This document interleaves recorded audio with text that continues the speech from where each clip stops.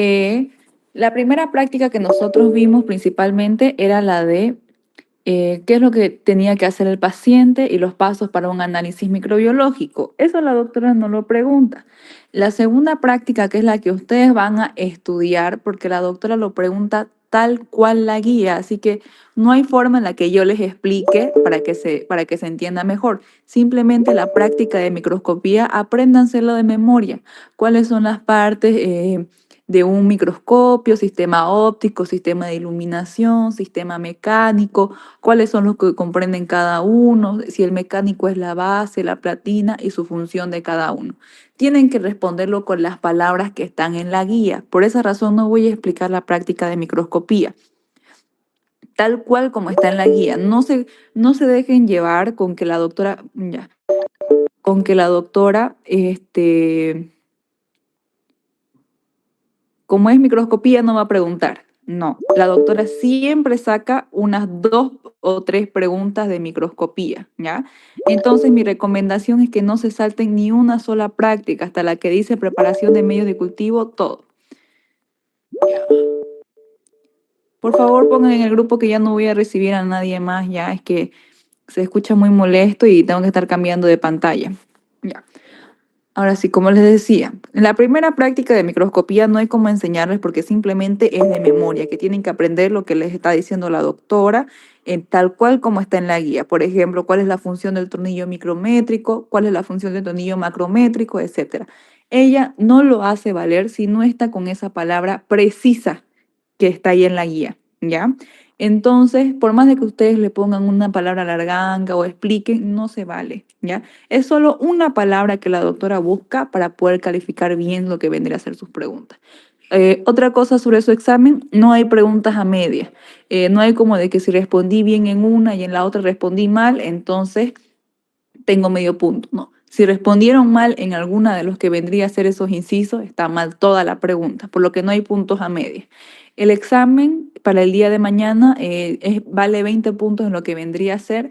Aprovechen este primer corte porque realmente son muy pocas las bacterias que se están viendo, son muy pocas las pruebas que se están viendo, a diferencia del segundo corte que son muchas más bacterias, muchas más pruebas de especie, muchas más pruebas de género, mucha más teoría les va a entrar, por lo que yo les aconsejo que aprovechen este examen de laboratorio porque no es difícil. Entonces, vuelvo a repetir, la primera práctica de microscopía es solamente memorizar tanto los sistemas, cuántas, eh, cuántas partes del microscopio tiene, cuál es la función de cada uno, etcétera. Y también los objetivos. Por ejemplo, si es en 4X, cómo tiene que estar el condensador, cómo tiene que estar el diafragma, si es 100X, cómo tiene que estar, etcétera. Si es 100X, tiene que estar con aceite de inmersión. Todo lo que nosotros hemos practicado cada clase vendría a ser lo de microscopía. Ahora sí, nos vamos a lo que vendría a ser el examen directo, que era nuestra segunda práctica. Cuando hablamos de un examen directo, también se lo conoce como examen en fresco. El examen en fresco significa que es de una muestra fresca, significa que no es una muestra teñida. Eso va a verse reflejado dependiendo de los objetivos que nosotros observemos en el microscopio. Recuerden que los objetivos que nosotros utilizamos en el microscopio para una muestra fresca, fíjense aquí se ve en la imagen, es de 4 a 40X. Cuando ustedes utilizan muestras teñidas, utilizamos solamente el objetivo de 100X junto a un aceite de inmersión. Si alguien puede grabar la clase, también estaría bien para sus compañeros que no pudieron entrar. Ya. Entonces, muestra fresca de 4 a 40X. Muestra, muestra teñida 100X. Entonces, ¿qué es lo que ustedes van a tener aquí? Como estamos buscando un examen directo, estamos buscando un examen de diagnóstico rápido, una muestra rápida para que nosotros podamos sospechar si nuestro paciente está pasando por algún proceso infeccioso. Y eso nosotros lo vamos a observar viendo diferentes estructuras en el microscopio. Nosotros vamos a poder ver células epiteliales, leucocitos, eritrocitos, levaduras, parásitos, cilindros, cristales, etcétera. Pero los que son de mayor importancia y los que la doctora siempre pregunta son las células epiteliales y los leucocitos. ¿Por qué?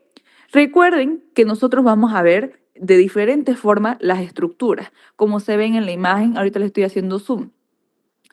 Tenemos primero lo que vendría a ser las células epiteliales.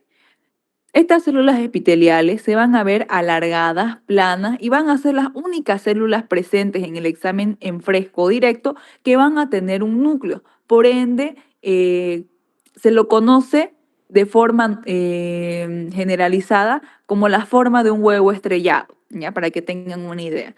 Estas células epiteliales son unas de las más importantes para lo que vendría a ser el diagnóstico porque este nos va a decir si el paciente trajo o no una buena muestra.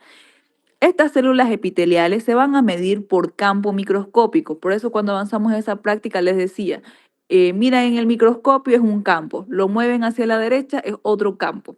Y estas células epiteliales, como les decía, es para ver si la muestra se tomó con las condiciones adecuadas o si pasó el paciente no tomó las condiciones adecuadas y es una muestra contaminada.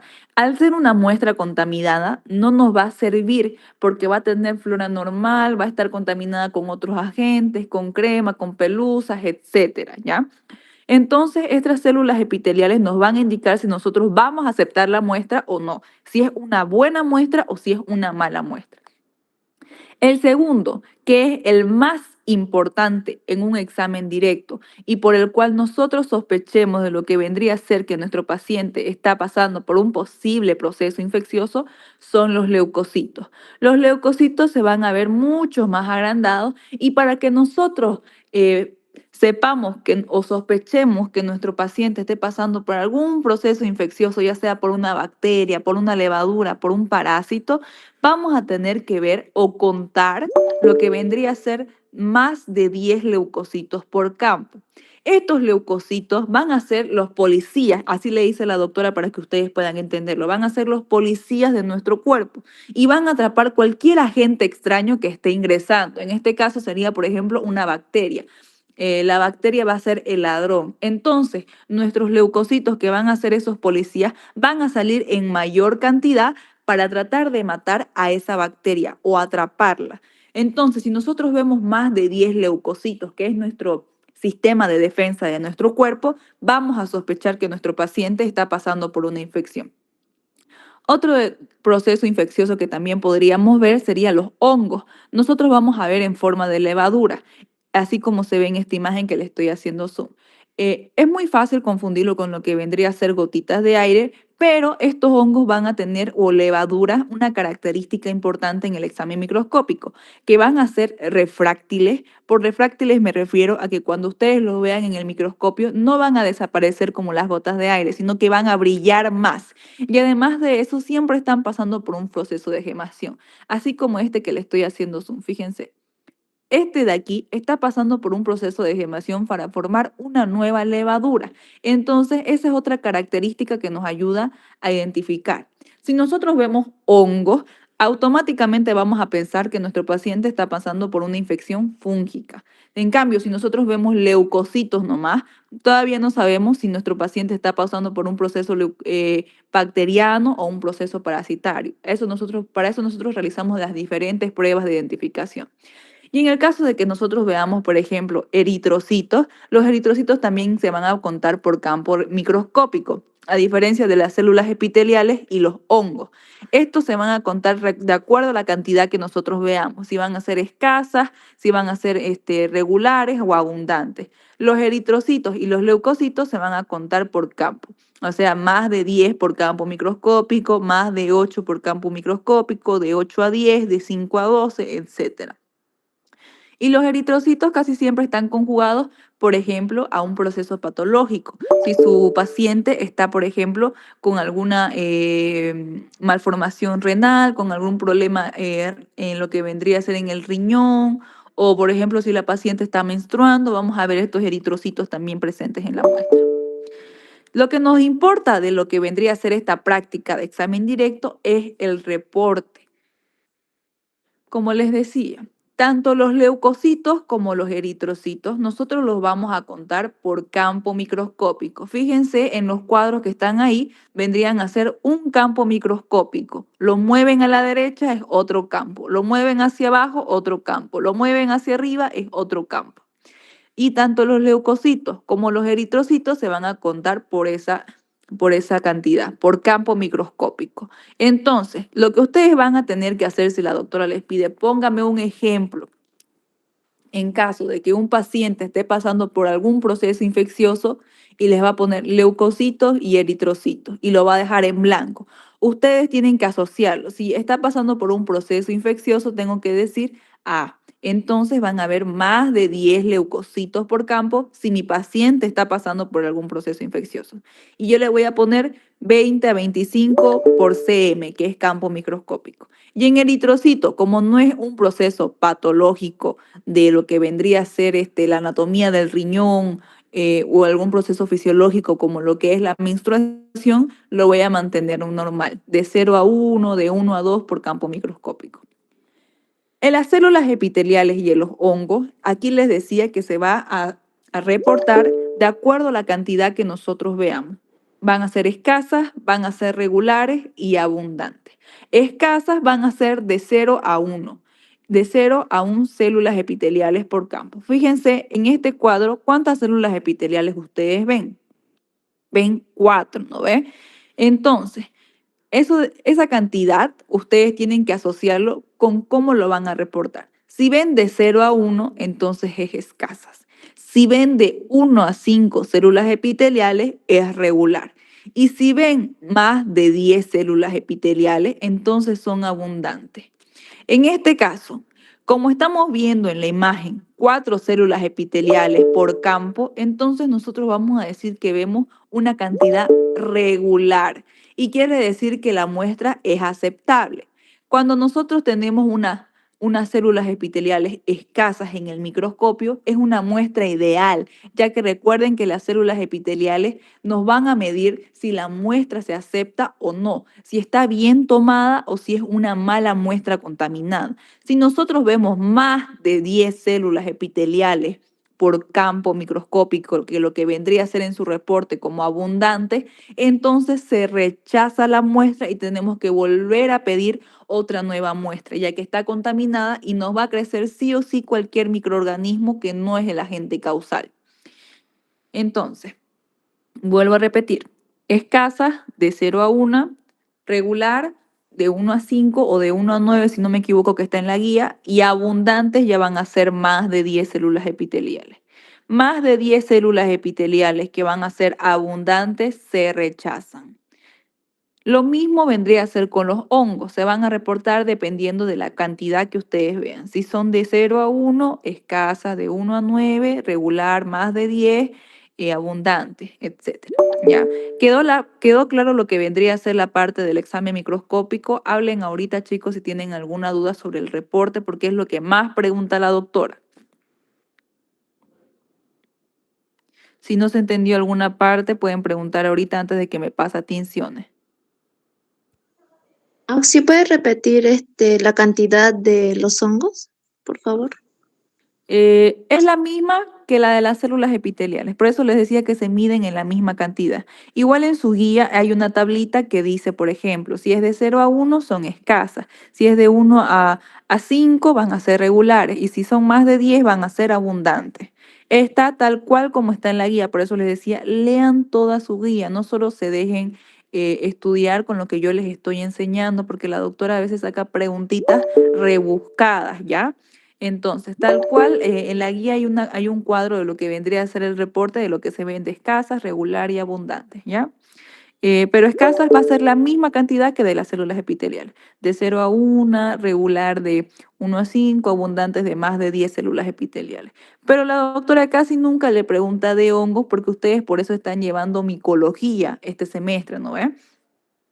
Casi siempre les pregunta de leucocitos y de células epiteliales. Recuerden, leucocitos, posible infección y tienen que haber mayor a 10 leucocitos. Entonces ustedes le pueden poner 12, 15, 20, 50, 100 leucocitos si quieren, pero tienen que ser sí o sí mayor a 10. Y en las células epiteliales, ustedes si quieren tener una buena muestra, tienen que ser escasas o regulares. Si están más de 10 células epiteliales, ya son abundantes, entonces esa muestra ya no les sirve, ¿ya? ¿Quedó claro o tienen alguna otra duda? Yo tengo una duda, Auxi, en eso de cuando se considera una infección, ¿Ya? Cuando eh, se- el rango. No hay un rango definido, ya que eso va a depender de que si la infección es aguda o es crónica, ¿ya? La doctora nunca les va a preguntar un paciente con una infección aguda, un paciente con una infección crónica. Les va a preguntar simplemente de que ustedes tienen que saber que si ven más de 10 por campo, entonces es un posible proceso infeccioso, porque todavía no están seguros con certeza. Nada se sabe hasta que se hacen todas las pruebas adecuadas, ¿ya? Por eso les decía, ustedes pueden poner mayor a 10. Si ustedes ponen de 8 a 10, están mal. Tienen que poner de 12 a 15, de 15 a 20. Casi siempre cuando se reporta por campo, se reporta de, por ejemplo, en rangos de A2, como 12, 14, o también pueden reportarse en rangos de 5, de 15 a 20, o cuando son muchos leucocitos, se reportan en campos de 10. 50-60, 60-70, 70-80, así.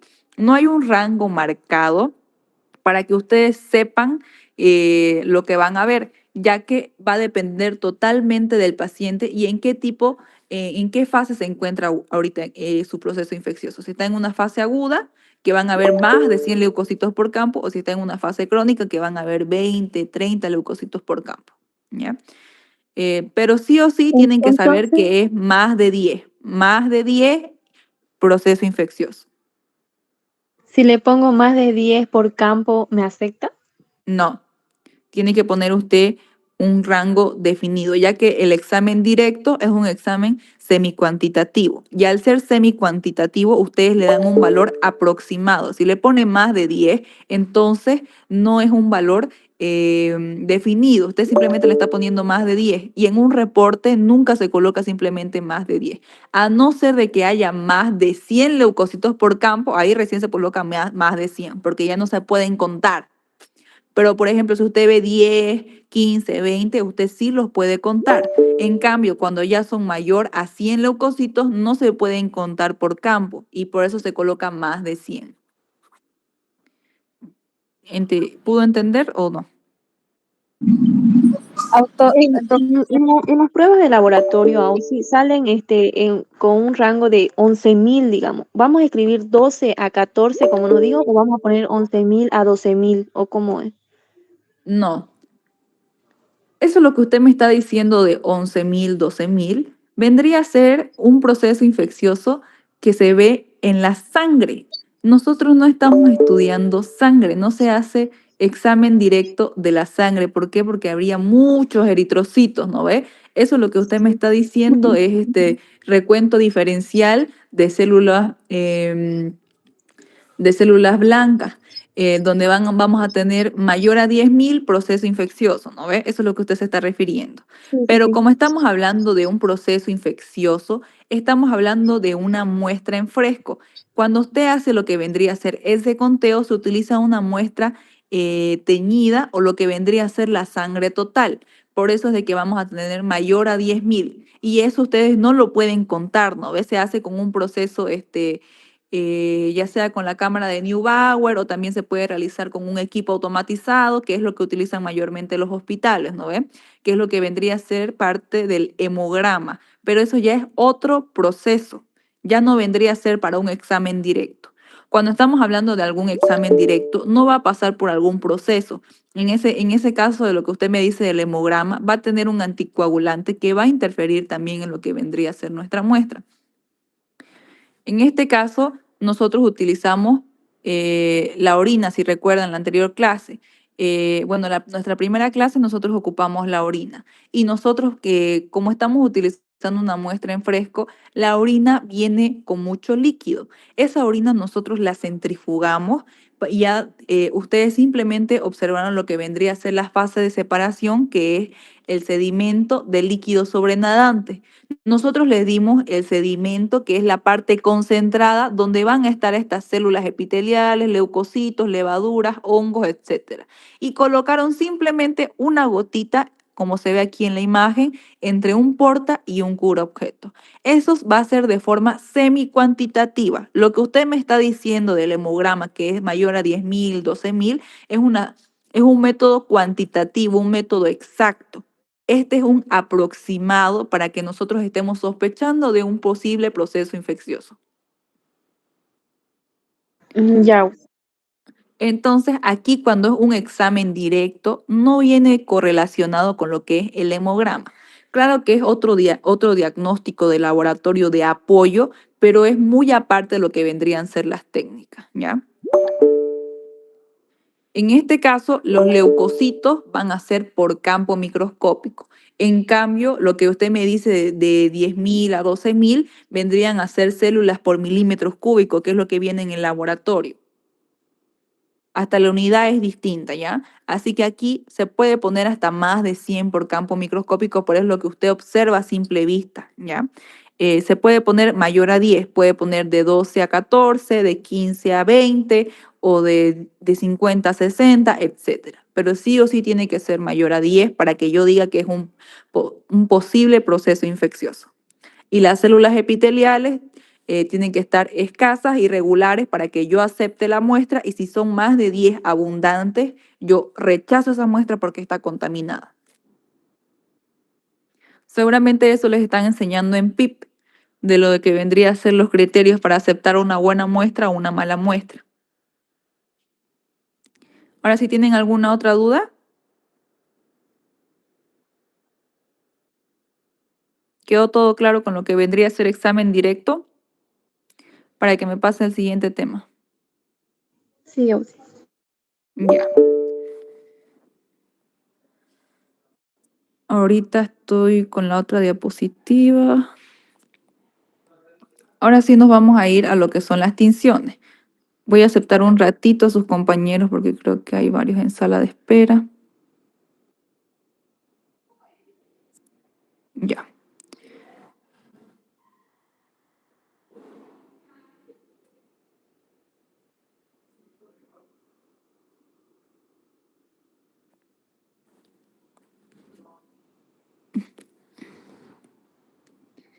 Ya le estoy compartiendo.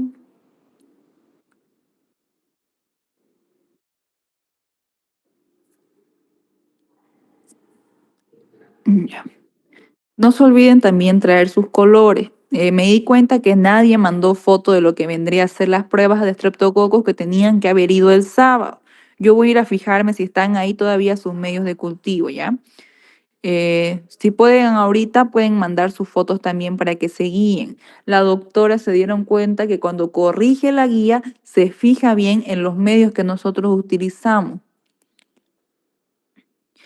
Otra cosa que se les va a recomendar es que tienen que venir sí o sí con su carnet de identidad, ¿ya? Su carnet de identidad solamente con sus colores y un lapicero. No se acepta estuchera ni otra cosa, solamente sus colores, que son los que ustedes ya saben que nosotros ocupamos, por ejemplo, para coagulasa amarillo, para agar sangre rojo, para agar chocolate café, em, para los discos blancos, no sé, etcétera, ¿ya?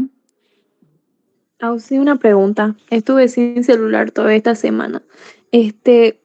Vamos a presentar la guía del último tema que avanzamos este miércoles. Eso va a ser para la siguiente semana. Ya, y el examen es mañana. El examen es el miércoles, en horario de laboratorio.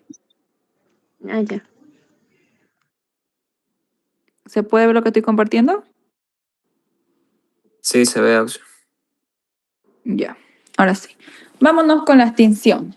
Una vez nosotros ya vimos el primer paso, que es el examen directo, como segundo paso del análisis microbiológico van a ser las tinciones. Nosotros tenemos dos tinciones principales, la tinción de Gram y la tinción de Ziel-Nielsen. La tinción de Gram es la tinción universal que se utiliza en todos los laboratorios de microbiología para teñir a las bacterias. Cuando hablamos de la tinción, ay, no sé por qué está saliendo por duplicado, pero ya. Cuando hablamos por lo que vendría a ser la tinción, tenemos que asociarlo con su creador. El creador de la tinción de Gram es Christian Gram, que fue un científico danés que la creó en el año de 1884 y la creó principalmente por error, como la mayoría de los logros microbiológicos fueron creados por errores. En este caso, lo que vendría a ser la tinción de Gram es una tinción diferencial. ¿Por qué diferencial? Porque nos va a ayudar a diferenciar las bacterias en dos grandes grupos. Saben y lo conocen que vimos a bacterias Gram positivas tanto como bacterias Gram negativas. Entonces va a ser diferencial porque nos va a ayudar a diferenciarlas de esas dos formas. También es rápida y económica, ya que recuerden que una tinción de Gram no les va a tomar más de 5 minutos hacerlo y los reactivos que nosotros ocupamos no son de difícil acceso. Y esta de aquí se va a basar principalmente en la que vendría a ser la composición de la pared celular de la bacteria. Basándose en este fundamento de la composición de la pared celular, nosotros vamos a poder clasificarla en esos dos grandes grupos. Gram positivas como se ve a la derecha y gram negativas como se ve a la izquierda. Otra característica que nosotros podemos ver en la tinción de Gram va a ser la morfología. Si nosotros lo vamos a ver en cocos de cadena, si lo vamos a ver en cocos de racimo, que son los que nosotros conocimos en las anteriores clases, ¿no? Los estafilococos, los estreptococos. También si van a tener forma de bacilo, de cocobacilo, si van a ser morados como los gram positivos o si van a ser rojos o rosados como los gram negativos. En este caso, fíjense, la morfología va a ser la forma de la bacteria. Vamos a tener cocos, diplococos, estreptococos y estafilococos, ¿no ve? Estrepto viene de cadena y coco porque son coquitos.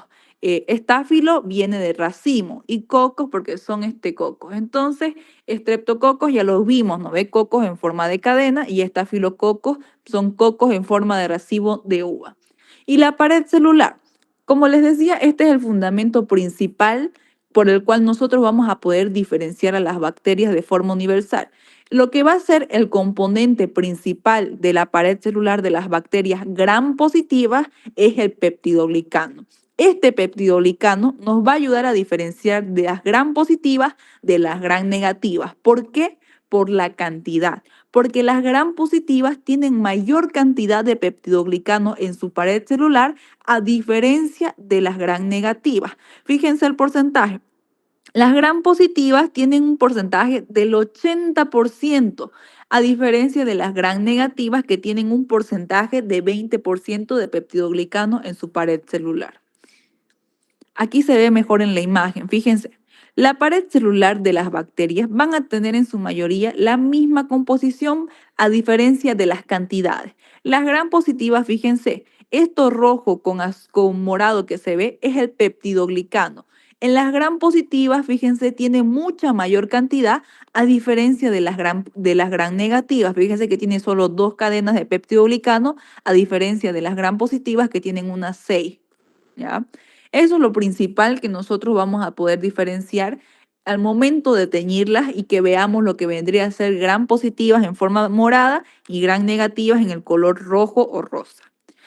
Entonces quiero que les quede claro eso, que nosotros vamos a poder diferenciarla por la pared celular. ¿Y cuál es el componente principal que nos ayuda a diferenciarlas? Es el peptidoglicano, porque las gram positivas tienen mayor cantidad y las gram negativas menor cantidad.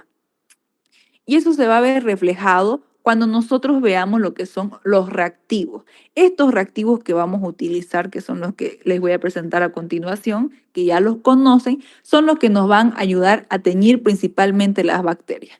En el caso del cristal violeta, va a ser el cristal principal o colorante, va a ser el colorante principal o el colorante primario.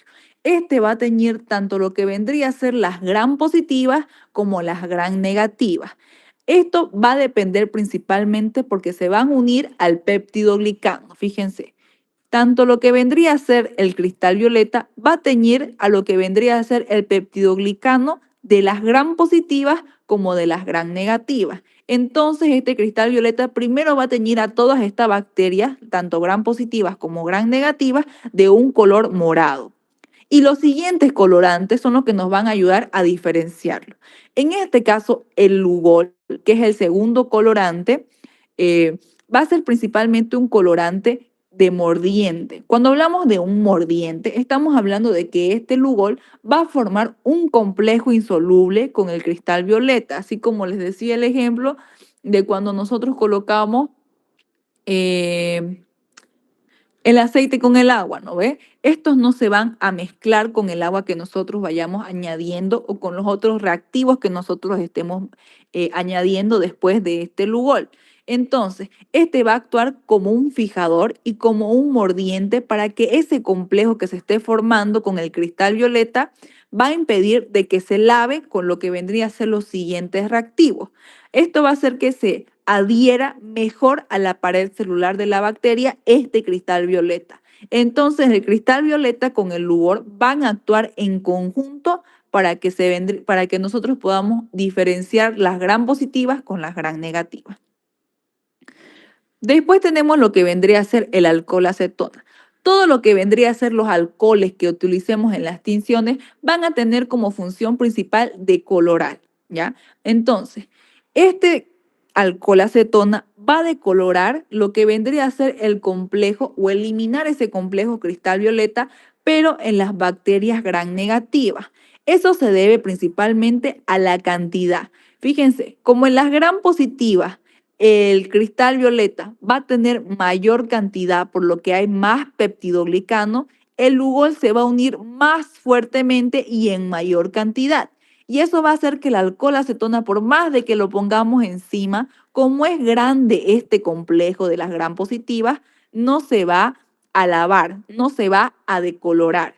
A diferencia de las gram negativas, como aquí tenemos el cristal violeta también, con el complejo unidos, pero van a ser de menor tamaño porque tienen menor cantidad de peptidoglicano, cuando nosotros le agreguemos el alcohol acetona encima, como este complejo es pequeño, lo va a eliminar y lo va a lavar. Y eso va a ser la principal diferencia entre estas gram positivas y en las gram negativas. Como este complejo de las gram positivas es más grande, no lo elimina ni lo decolora. A diferencia de las gram negativas, que como el complejo es pequeño, porque hay menor cantidad de peptidoglicano, sí lo va a decolorar y lo va a lavar. Y como en este punto de lo que vendría a ser cuando nosotros colocamos el alcohol acetona, las gram negativas ya van a estar incoloras, ¿no ve? Porque nosotros ya lo decoloramos con el alcohol acetona porque su complejo era muy pequeño. Y las gram positivas van a seguir con el cristal violeta y el Lugol. Y el último reactivo que nosotros utilizamos para lo que vendría a ser la identificación de las gram negativas es la safranina. La doctora se los va a poner así en el examen. ¿Cuál es el principal colorante para las bacterias gram positivas? Es el cristal violeta. Ya vimos por qué. Porque el complejo es mucho más grande y no se va a lavar con el alcohol acetona.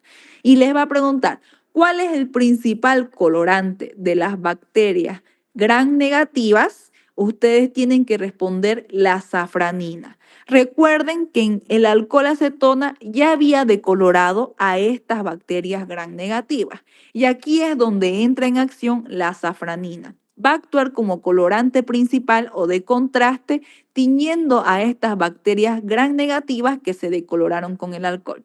Fíjense aquí para que les quede más claro lo que yo les expliqué.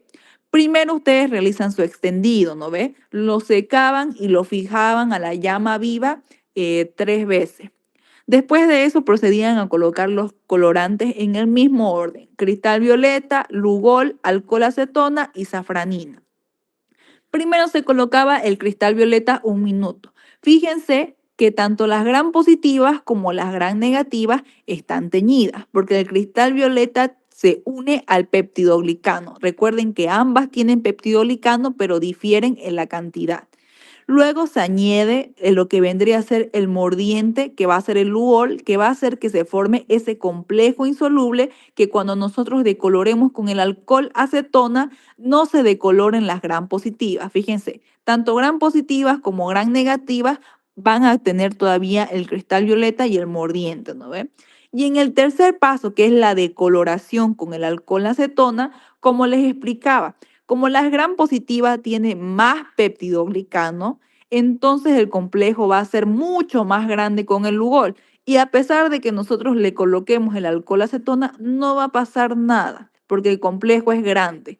A diferencia de las gram negativas, como tenemos el cristal violeta y el mordiente, que es el lugol, que formaron ese complejo, pero es más pequeño ese complejo porque la cantidad de peptidolicano es menor. Recuerden que es del 20%. Entonces, al colocar el alcohol acetona y ese complejo, al ser pequeño, lo va a decolorar o lo va a lavar. Entonces, nuestras gram negativas van a estar incoloras en este momento. Y después de eso nosotros agregamos la safranina. Fíjense que en las gram positivas no les pasó nada porque no se decoloraron. Y por más de que le coloquemos safranina encima, no se van a teñir como si fueran gram negativas. A diferencia de las que sí son gram negativas, como ya van a estar incoloras por la decoloración con el alcohol, esta safranina va a ser el colorante principal de estas bacterias gram negativas, que nos va a ayudar a diferenciarlas en esos dos grandes grupos. Entonces, vuelvo a repetir, la doctora les va a preguntar, ¿cuál es el colorante principal que tiñe a las bacterias gram positivas? Es el cristal violeta. ¿Y cuál es el colorante principal que tiñe a las bacterias gram negativas? Es la safranina y es la que les va a dar ese color rojo o rosado característico en la tinción de gram. Aquí tenemos lo que vendría a ser los tiempos. Fíjense, primero se deja el cristal violeta 60 segundos, o sea, 1 minuto. Después colocamos el yodo a la misma cantidad de tiempo que se colocó el cristal violeta para que se forme el complejo, 1 minuto. Después colocamos el alcohol acetona o alcohol etílico, pero siempre díganle alcohol acetona. Y como este no tiene es muy inestable, en la guía se dice que se deja 30 segundos, pero yo les decía que tienen que dejarlo de 5 a 10 segundos. ¿Por qué? Porque si ustedes dejaban mucho tiempo este alcohol acetona, podía también decolorar lo que vendría a ser las bacterias gram positivas. Dependiendo del tiempo, vamos a tener muchos errores al momento de que ustedes tiñan. Por eso es muy importante el tiempo de que se colocan los reactivos. En este caso, como la doctora lo pone como 30 segundos, tienen que colocarlo así como 30 segundos. Pero en la práctica, traten de dejarlo 5 a 10 segundos. Y por último, tenemos la safranina. La safranina se deja de 30 segundos y es el que nos va a ayudar a diferenciar tanto gram positivas como gram negativas. Perdón, nos va a ayudar a diferenciar a las gram negativas. Fíjense también en la imagen de abajo, las que están teñidas con morado, fíjense. Al iniciar, tanto las gram positivas como las gram negativas se tiñen con el cristal violeta. Cuando colocamos el yodo, siguen con ese color morado. Cuando colocamos el alcohol acetona, se van a decolorar solamente las que son gram negativas. Y cuando colocamos la safranina, vamos a tener ese contraste de gram negativas con gram positivas, porque la safranina tiñe principalmente a las gram negativas. Entonces, aquí tenemos una tabla comparativa de lo que vendría a ser las principales diferencias de la que es la tinción de gram. Fíjense, en el peptidolicano, como tiene mayor cantidad y es gruesa, es mayor al 80% en las gram positivas. A diferencia de las gram negativas, que como es delgada, va a tener una cantidad de 20% de peptidolicano. El principal colorante para las gram positivas es el cristal violeta. Y el principal colorante para las gram negativas es la safranina. Otra característica de lo que vendría a ser las bacterias gram negativas es de que estas van a tener una estructura extra en su pared celular, que es la pared de lipopolisacáridos. Solamente las gram negativas van a contener estos lipopolisacáridos, a diferencia de las gram positivas que tienen una estructura más simple. ¿Tienen alguna duda de tinción de Gram para que pase a tinción de Ziel-Nielsen? No, Auxi. Ya. Vámonos con tinción de Ziel-Nielsen. Esta tinción de Ziel-Nielsen es para bacterias específicas. La tinción de Gram es utilizada de forma universal, como les había dicho, porque la mayoría de las bacterias se tiñen Gram positiva y Gram negativa. Pero hay ciertas bacterias que no se van a teñir con esta tinción de Gram. Y para eso nosotros utilizamos la tinción de Ziel-Nielsen, que es una tinción específica y diferencial, ¿ya? Este de aquí fue principalmente descubierta porque nosotros queríamos identificar a lo que vendría a ser el bacilo de Koch. Este bacilo de Koch también se le conoce como VAR o también se le conoce como Mycobacterium tuberculosis, que es el agente causal de la tuberculosis, ¿ya? Entonces quiero que manejen esos tres nombres. El primero es bacilo de Koch, que se llama así porque lo logró identificar Robert Koch, que se llama bacilo de Koch. Otro nombre es BAR, que son bacilos ácido alcohol resistentes. Y el otro nombre es un nombre de la cepa, que es Mycobacterium tuberculosis, que es lo mismo. Los tres nombres que les dije son los mismos. Y lo que vendría a ser esta tinción de Ziel-Nielsen va a buscar identificar a estas bacterias, a estas bacterias que son VAR, bacilos ácido alcohol resistentes, que fue creada principalmente por Franz Yen y Friedrich Nielsen. O sea, fue en conjunto de dos científicos que se creó esta tinción, ¿ya? Vámonos con qué es la tinción de Ziel-Nielsen. Cuando hablamos de la tinción de Ziel-Nielsen, principalmente nosotros tenemos que buscar la resistencia que presentan ciertas bacterias a teñirse con otra tinción normal, que es la tinción de Gram.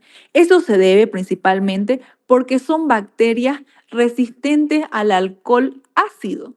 Como nosotros teñimos la tinción de Gram con alcohol acetona, no les va a pasar nada, no vamos a poder identificarla. Entonces no se van a teñir con la tinción de Gram. Y por eso es que nosotros utilizamos la tinción de Ziel-Nielsen para poder observarla.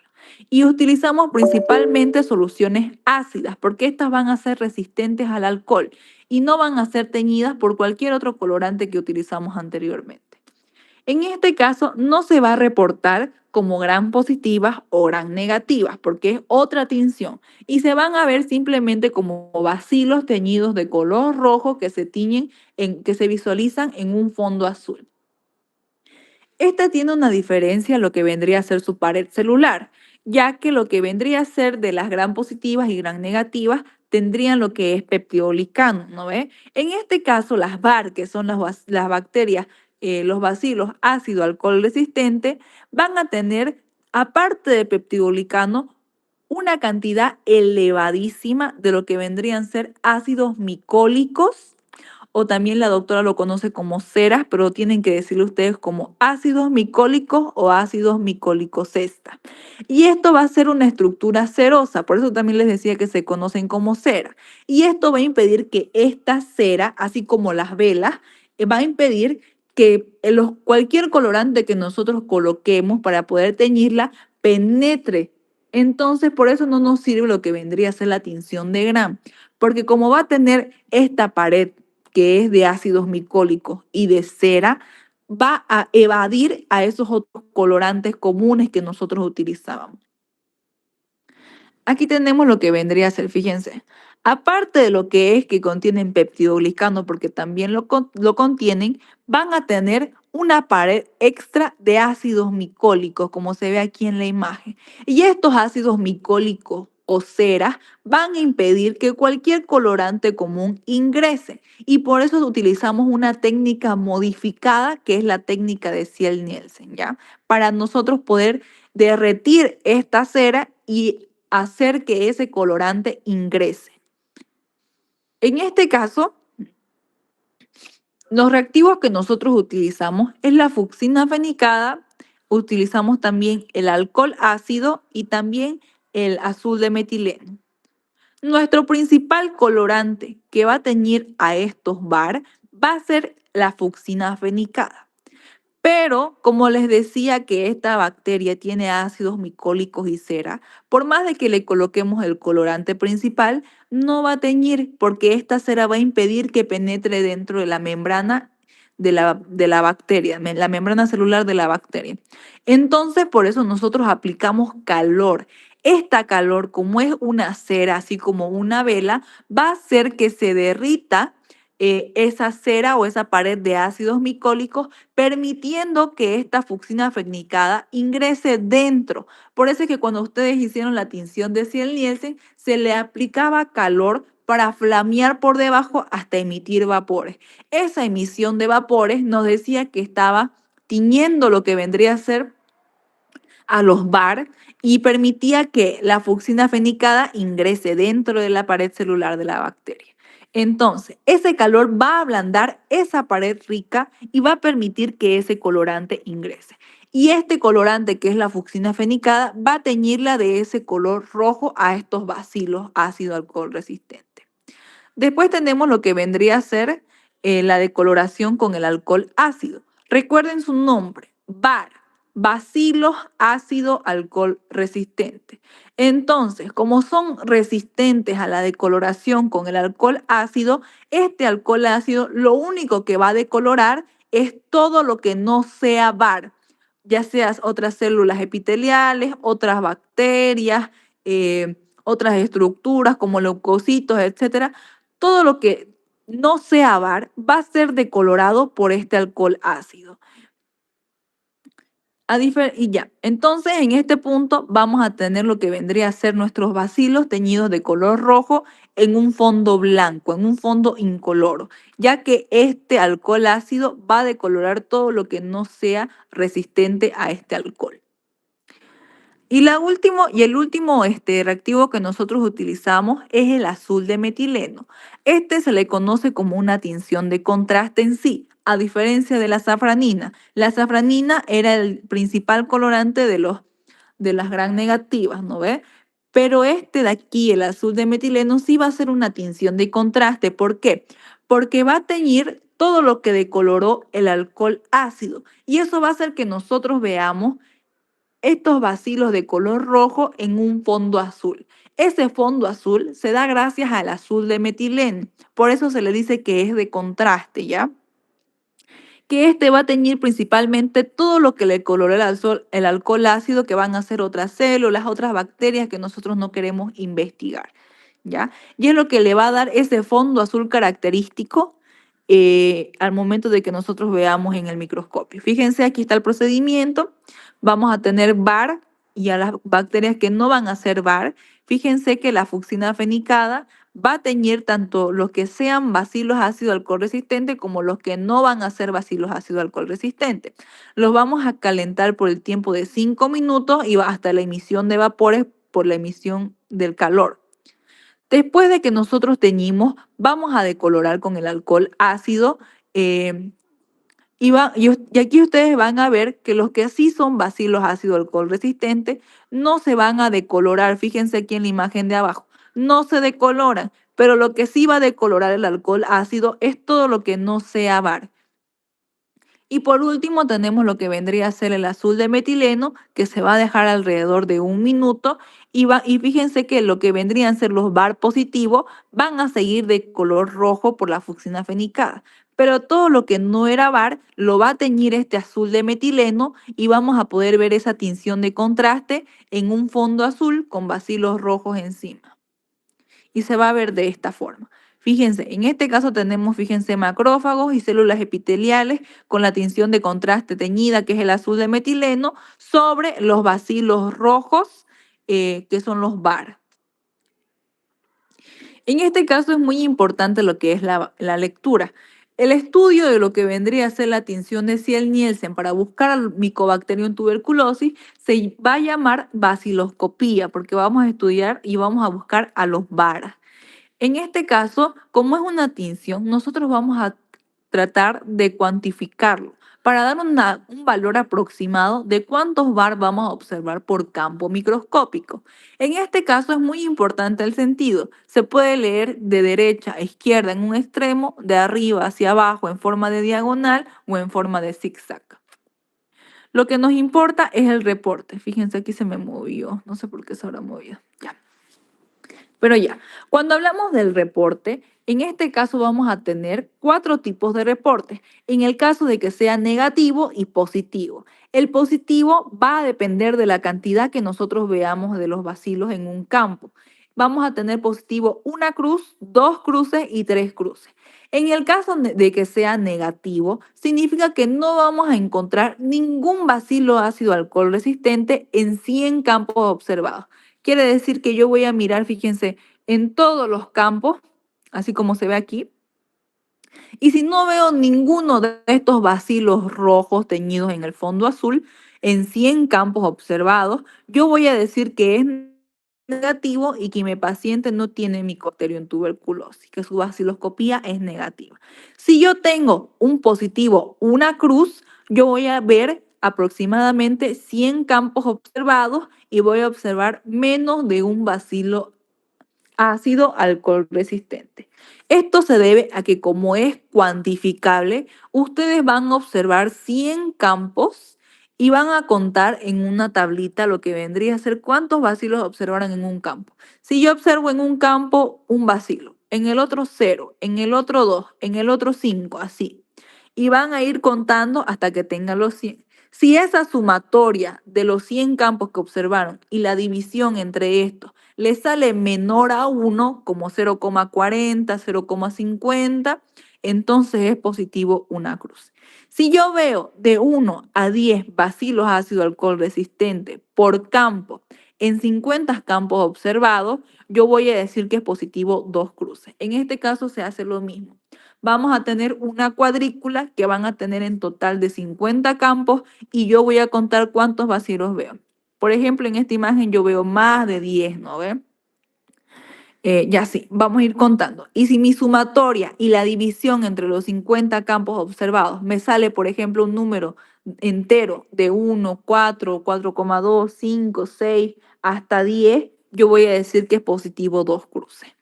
Y en el caso de que yo vea más de 10 bacilos ácido alcohol resistentes por campo en 20 campos observados, yo voy a decir que es positivo 3 cruces. Fíjense, así como se ve en esta imagen, aquí yo veo más de 10 bacilos ácido alcohol resistente en un solo campo. Cuando yo veo así muchos bacilos, simplemente voy a contar 20 campos y lo voy a sumar y lo voy a dividir por 20, que son los campos que yo observé. Y me tiene que salir más de 10. En ese caso yo reportaría positivo 3 cruces. ¿Quedó clara la información de lo que es la tinción de Ciel-Nielsen? ¿Tienen alguna duda? No, Auxi. Para Ya. esta prueba auxiliar, este es el Mycobacterium, dijo, ¿no ve? Mycobacterium tuberculosis. Se Ya, estudia entonces, ujú, se- baciloscopía para estudiar al bacilo de Koch, que también es Mycobacterium tuberculosis, y también para observar a los BAR, los bacilos ácido alcohol resistente. entonces sería una prueba para estudiar a el paciente que tenga tuberculosis, ¿no? Sí, para el Síntomas. paciente que tenga tuberculosis. Para cualquier paciente que sea sospechoso de tuberculosis, se realiza la baciloscopía. En este caso, la baciloscopía, no les va a preguntar esto la doctora, pero es para su conocimiento. La baciloscopía se realiza seriada, porque el Mycobacterium tuberculosis no sale en una sola toma de muestra. Al ser seriada, quiere decir que se le va a pedir 3 muestras en diferentes horarios. Una, por ejemplo, el lunes, otra el martes y otra el viernes, así. Al ser seriada, nosotros queremos estudiar lo que vendría a ser este bacilo de Koch para poder informar lo que vendría a ser si el paciente tiene tuberculosis o no. La baciloscopía es el método fácil, así decirlo, y rápido, de diagnóstico rápido para esta enfermedad que es la tuberculosis. Cuando hablamos de Mycobacterium tuberculosis, no se le deja no hacemos nosotros medios de cultivo, sí existen, pero son más que todo para la investigación científica, porque el Mycobacterium tuberculosis es de crecimiento lento, tarda de 45 a 50 días en crecer. Ya hasta eso su paciente puede empeorar, agravarse, etc. Y por eso el estudio de la tuberculosis se hace por la baciloscopía. ¿Tienen alguna otra duda? No se olviden los tiempos. Primero es 5 minutos fucsina fenicada, 1 minuto alcohol ácido y 1 minuto azul de metileno. Recuerden la función del alcohol ácido, decolora todo lo que no sea bar. Esa es la respuesta correcta. Decolora todo lo que no sea bar. Ya, ahora sí, vámonos con la siguiente. Ahora nos vamos a ir a pruebas de identificación, ¿ya? Vamos a hablar principalmente de estafilococos y estreptococos. Ahorita voy a compartir. Aquí no les voy a explicar teoría porque la doctora solamente les va a explicar laboratorio. Ya la siguiente semana va a ser su examen de teoría, si no me equivoco. ¿Ya lanzaron el rol de exámenes? No. Bueno, en este caso yo creo que sí, ya lo van a sacar. Una vez pase el examen lo van a sacar. Vayan estudiando porque la doctora Chelly es la primera casi siempre en dar su examen. Ya, ahora sí. Me avisan por favor si pueden ver.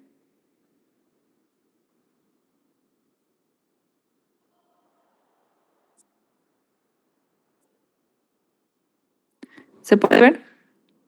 Sí, Auxi. Ya.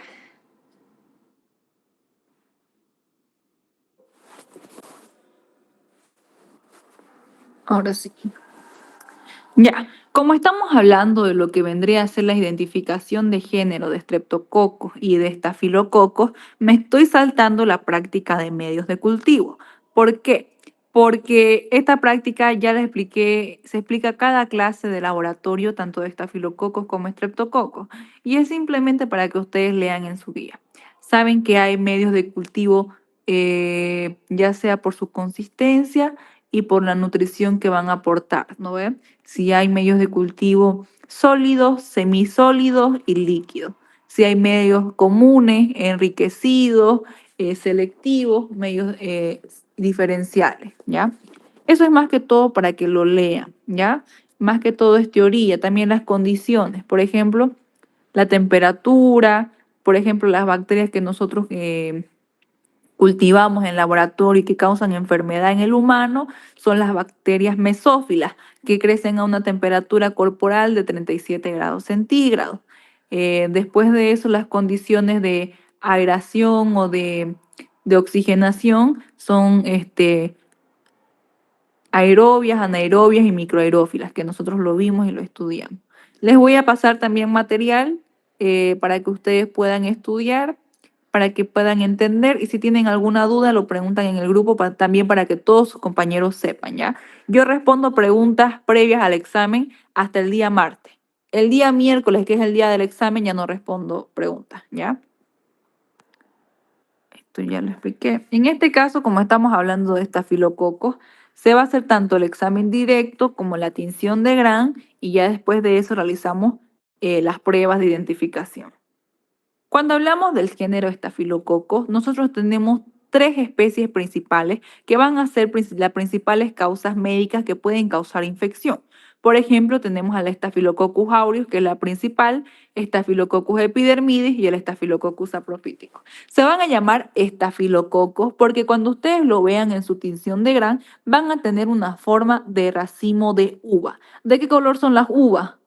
Son moradas, ¿no ves? Entonces van a ser Gram positivas. Por eso se les asocia con racimo de uva, porque van a ser cocos agrupados en racimo y van a tener una coloración Gram positiva morada. Y las de importancia clínica son estas 3. Las que estudiamos en laboratorio son estas 3. Aureus, epidermidis y saprophyticus. No les voy a explicar otra vez esto de aquí de teoría, porque esto la doctora les va a preguntar netamente en teoría. Este examen es netamente laboratorio, chicos, no se compliquen, ¿ya? Estudien toda la guía de laboratorio. Ahora sí, aquí. Hay ciertas características que ustedes tienen que saber cuando estamos hablando de los estafilococos. Una es saber en qué parte anatómica se está.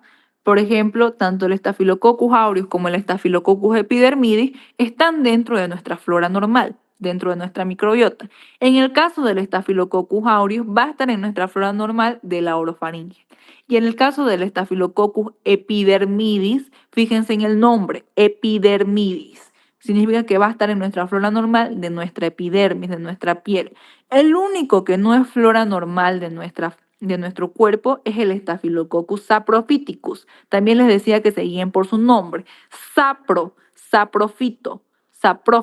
Saprófito viene de afuera, del exterior. Entonces significa que no está dentro de nuestro cuerpo. Y principalmente este Staphylococcus saprophyticus crece en cadáveres de animales muertos, ¿ya? Otras características que van a tener estos estafilococos significa que pueden crecer hasta temperaturas altas, cosa de que por más de que nuestro paciente esté con fiebre de 40 grados centígrados, etcétera, la bacteria va a seguir vigente. Otra característica de estos estafilococos es que van a producir lo que vendría a ser beta-lactamasas. Esas beta-lactamasas van a degradar lo que es el anillo beta-lactámico de todos los antibióticos que van a ser beta-lactámicos, como lo que son las penicilinas, carbapenem, etcétera, ¿no ven? Lo que vieron en farmacología. A todos los beta-lactámicos van a ser resistentes a estas bacterias. Otra capacidad que tienen estos estafilococos es que crecen en concentraciones altísimas de sal. Por eso es que nosotros uno de los medios de cultivo que utilizamos es el manitol salado, ¿no ves? Que va a tener sal. Recuerden, todos los estafilococos crecen en concentraciones elevadas de sal. Aquí tenemos las pruebas. Vamos a tener diferentes pruebas bioquímicas, tanto para estafilococos como estreptococos, que van a ser ambos cocos gram positivos. ¿Cómo los vamos a diferenciar? Vamos a tener pruebas de identificación de género y pruebas de identificación de especie. Cada clase yo les decía que el género va a ser el nombre en mayúscula de la bacteria. En este caso, el nombre en mayúscula es estafilococos y estreptococos. Y las pruebas de identificación de especie van a ser para que nosotros busquemos su apellido, para que busquemos principalmente a la especie. Todavía no sabemos en la prueba de identificación de género qué bacteria específica es. Y para eso nosotros buscamos las pruebas de identificación de especie, para saber si es Staphylococcus aureus, si es Staphylococcus epidermidis, si es Saprophyticus, etc. ¿Ya? En el caso de lo que vendría a ser las pruebas de identificación de género de los estafilococos, como les decía, vamos a diferenciar el nombre en mayúscula. Vamos a diferenciar estafilococos de estreptococos. En este caso, la prueba va a tener el siguiente fundamento. Es la prueba de la catalasa.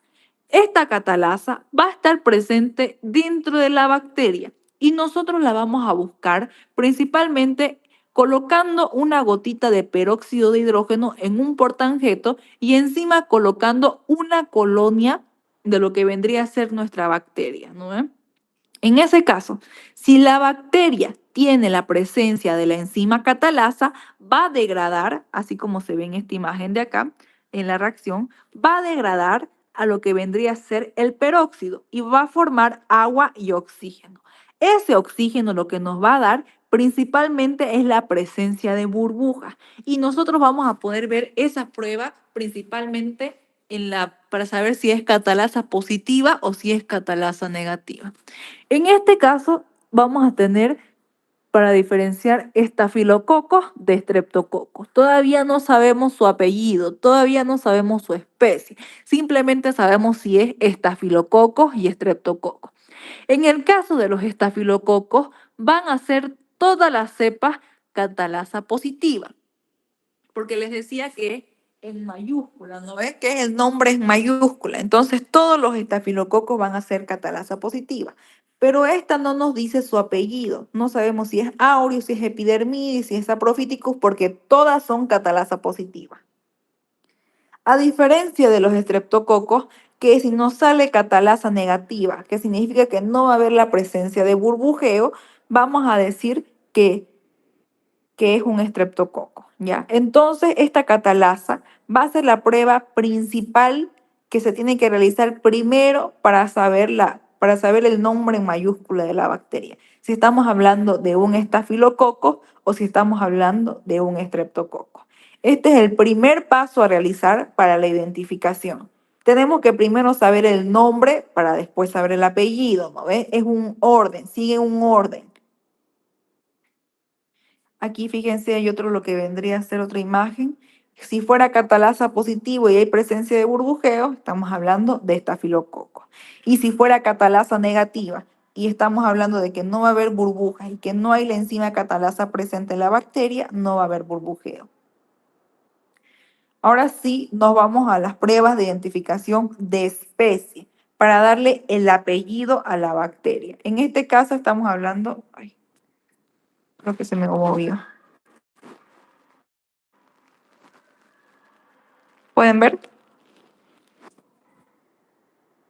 Sí. ¿Se puede ver? Ya. En este caso, cuando ya estamos entrando a las pruebas de identificación de especie, ya sabemos que si estamos investigando estafilococos, ¿cómo me tiene que dar mi catalasa? Burbujeo. Tiene que dar positivo, ya no tienen que colocar burbujeo en el examen. Eso está mal. Nosotros vamos a ver de forma visual que hay burbujeo, pero se reporta como positivo o negativo. Vuelvo a repetir. Si es catalasa positiva, entonces yo voy a ver burbujeo, pero no se coloca burbujeo, ¿ya? Ustedes tienen que decir catalasa positiva, estafilococo. Catalasa negativa, no hay burbujeo. Entonces es estreptococos, ¿no ven? Como estamos estudiando estafilococos, vamos a decir que todas son catalasa positivas, porque todas me van a dar la presencia de burbujeo. Entonces, si yo les pregunto, la doctora les pregunta, ¿cuál es la prueba de identificación de género para estafilococo? ¿Y cuál es su resultado? Ustedes tienen que responder, la prueba de identificación de género es la catalasa y en estafilococo son catalasa positiva. Se reporta como positiva y negativa. Positiva estafilococos y negativa estreptococos. Como yo ya sé que es estafilococos mi bacteria, todavía no sé, pero cuál de todos los estafilococos es, si es aureus, epidermidis o saprofíticos. Entonces yo realizo estas pruebas de identificación de especie para saber a cuál estoy buscando y cuál es la que está causando infección en mi paciente. La primera prueba es la prueba de la coagulasa, que es para identificar principalmente a Staphylococcus aureus. Y esta prueba también es muy importante porque nos ayuda a diferenciar principalmente a bacterias coagulasa positiva y coagulasa negativa. El reporte de esta coagulasa es de esta forma, positiva y negativa. Vamos a ver principalmente la presencia de la enzima coagulasa. Recuerden, todo lo que termina en asa es un procedimiento enzimático. En este caso nosotros ocupamos plasma citratado. Y ustedes colocaron una cepa, una colonia de lo que vendría a ser dentro de este plasma para ver la presencia de la enzima coagulasa. Si había la presencia de esta enzima coagulasa, activaba lo que vendría a ser el factor de coagulación, de transformar fibrinógeno a fibrina, para formar el coágulo de protombrina, etcétera, ¿no ven? Entonces nosotros tendríamos que ver después de incubar 24 horas a 37 grados centígrados la presencia del coágulo. Esta prueba no es inmediata, a diferencia de la catalasa, que ustedes lo colocaban y veían de forma inmediata la presencia de burbujeo o la ausencia de burbujeo, ¿no ves? Esta prueba de la coagulasa tarda 24 horas y se incuba a 37 grados centígrados. No se ve a simple vista ese mismo rato la reacción, tarda, ¿ya?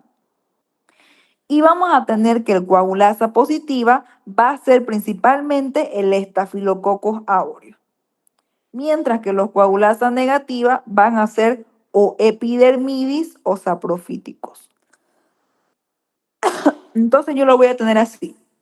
Fíjense, primero yo tengo mi colonia, ¿no ve? Primero que realicé mi prueba de identificación de género. Realicé la prueba de la catalasa para saber qué es estafilococos, el nombre en mayúscula. Pero todavía yo no sé cuál bacteria en específico es la que está causando una infección en mi paciente. Y para eso yo realizo las pruebas de identificación de especie. La primera prueba de identificación de especie es la de la coagulasa. ¿Para qué? Para ver a coagulasas positivas y coagulasas negativas. El único coagulasa positivo es el Staphylococcus aureus, que va a formar el coágulo de fibrina. Mientras que los coagulasas negativas significa que no van a tener esta enzima, son las otras dos cepas, Epidermidis y saprofíticos, pero todavía no sé cuál es. En el caso de que me dio coagulasa positiva, fíjense aquí, que se formó el coágulo, yo voy a sospechar de Staphylococcus aureus y voy a proceder a las siguientes pruebas. Tenemos la siguiente, que es la prueba del manitol salado. En este caso va a contener lo que dice su nombre, va a tener manitol, que va a ser una fuente de carbohidrato para que crezca la bacteria, va a tener sal, cloruro de sodio, por eso es salado. Por eso les decía que todos los estafilococos crecen a concentraciones altas de sal. Pero además de eso, va a contener un indicador. Entonces, les decía en la clase de medios de cultivo que cualquier medio de cultivo que contenga un indicador va a ser diferencial. ¿Por qué? Porque va a cambiar de color el medio de cultivo. En este caso, el manitol salado va a ser selectivo y diferencial. ¿Por qué selectivo?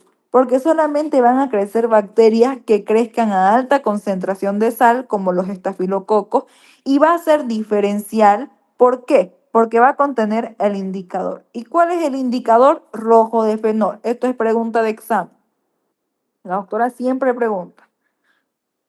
Pregunta de este o del McConkey, pero como no están en bacilos gram negativos, les va a preguntar de esto.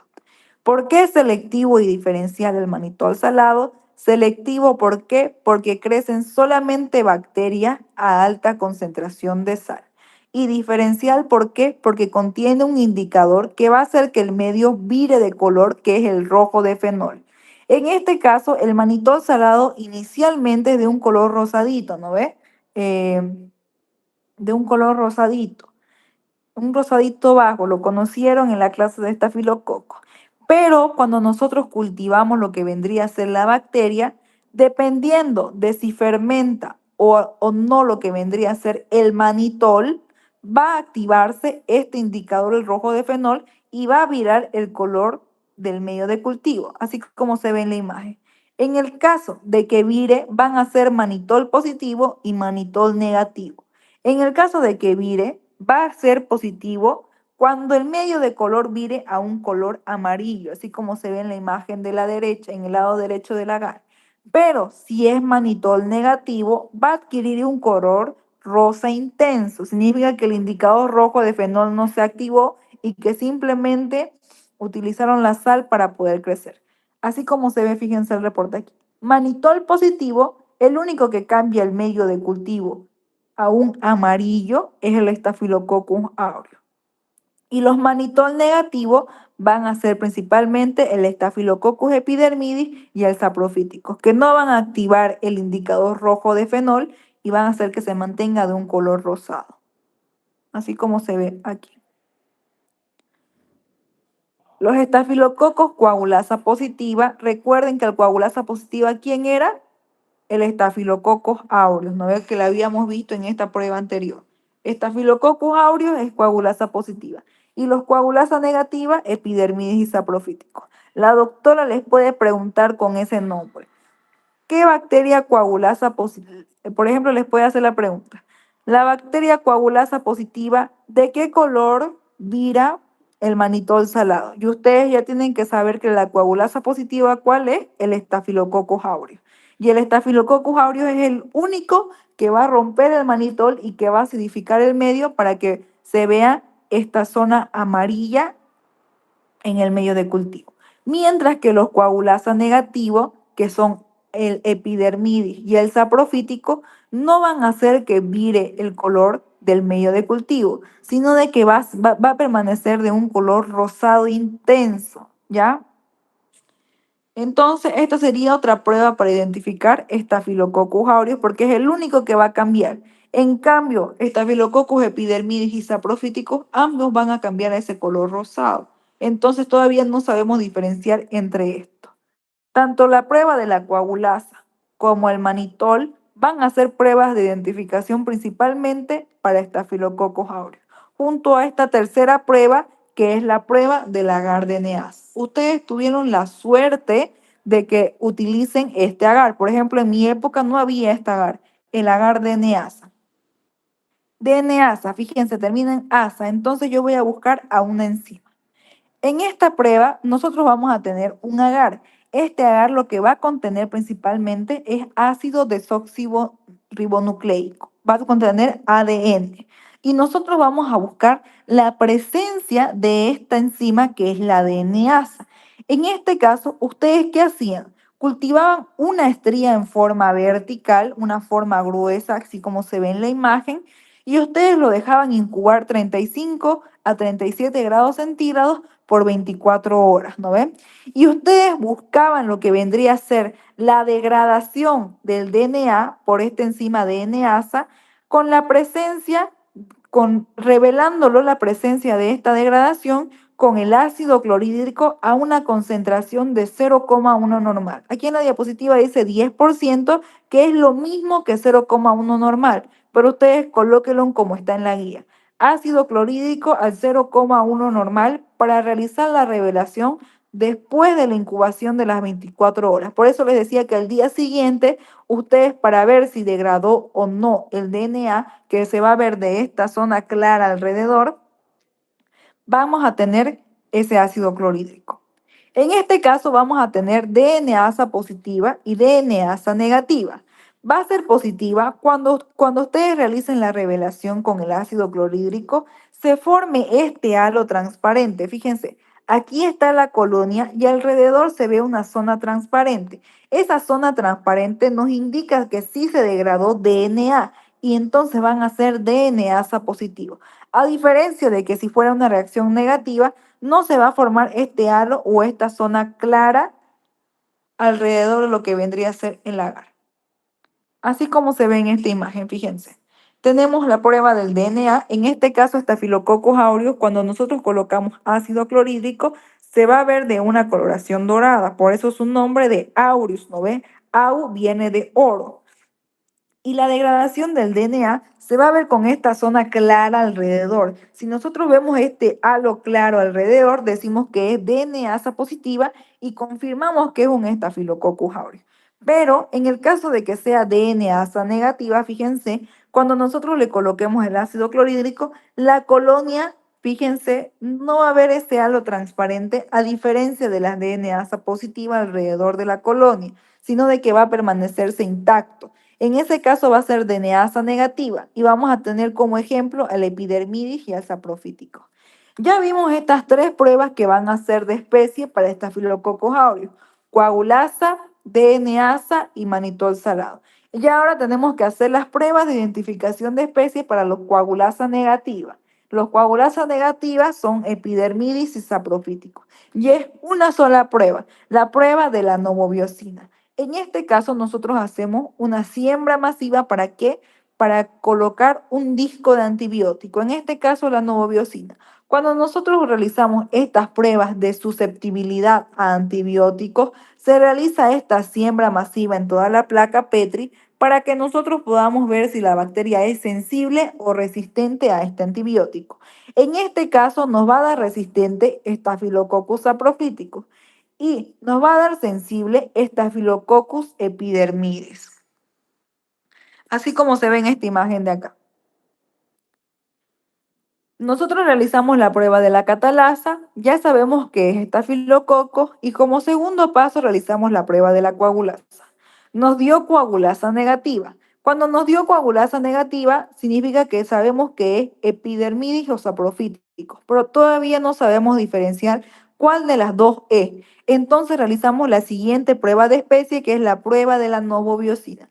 Nosotros utilizamos agar sangre, chicos, agar sangre. Aquí está con discos, con agares incoloros, pero fíjense, yo se los coloqué en grande este agar sangre porque es el que nosotros utilizamos en la práctica. Entonces, cuando la doctora les ponga cómo daría un estafilococcus epidermidis en la prueba de la novobiosina, tienen que dibujar y pintar ese agar sangre con ese halo de inhibición alrededor. En este caso, vamos a tener epidermidis y saprofíticos. Lo que vendría a ser sensible significa que cuando nosotros coloquemos el disco del antibiótico, la bacteria no va a crecer alrededor de este antibiótico y se va a formar un halo de inhibición. Si es mayor a 16 milímetros, que se va a medir de un extremo al siguiente, significa que es sensible y estamos confirmando la presencia de estafilococos epidermidis, perdón. Y en el caso de que sea resistente, significa que nuestra bacteria, por más de que le coloquemos el antibiótico, crece alrededor de este, significa que este antibiótico no le funciona. Entonces nosotros no podemos darle ese antibiótico a nuestro paciente y vamos a confirmar la presencia de estafilococos saprofíticos. Si hay la ausencia de este halo o si es menor a 16 milímetros, entonces decimos que es estafilococo saprofítico.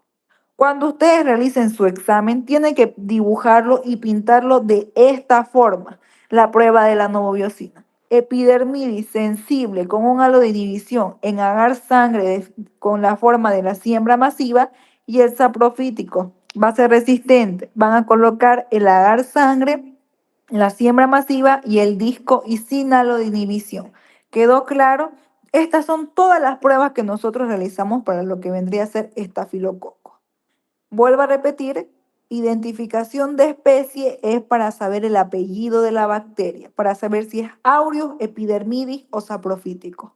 Especie para Aureus son 3 pruebas, coagulasa, manitol y DNasa. Y la única prueba que nos van a ayudar a diferenciar a estos coagulasa negativos es la prueba de la novobiosina. Recuerden, coagulasa positiva, Aureus, coagulasa negativa, epidermidis y saprofítico. Y para estos coagulasas negativas se hace la prueba de la novobiosina. ¿Tienen alguna duda de lo que vendría a ser estos estafilococos?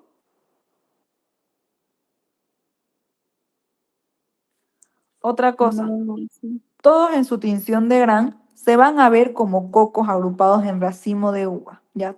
Todos, tanto aureus como epidermidis, como saprofíticos, como lo hicimos en laboratorio, se van a ver así en forma agrupado de racimo de uva y van a tener una coloración Gram positiva, ¿ya? Así como se ve, a ver, aquí tengo una imagen, creo.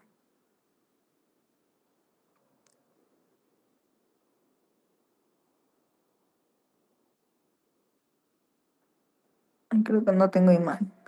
Aquí. Fíjense, todos se van a ver así como cocos Gram positivos agrupados en racimo de uva como se ven en el lateral, ¿ya? Igual les voy a pasar imágenes y resúmenes para que ustedes puedan realizar, ¿ya? Ahora sí nos vamos a la segunda parte, que es la prueba de identificación para el género Streptococcus, ¿no ven? Ya acabamos con los que vendría a ser estafilococo.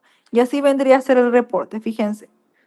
Catalasa van a ser todos positivos. Entonces, por eso nosotros no sabemos qué estafilococos es.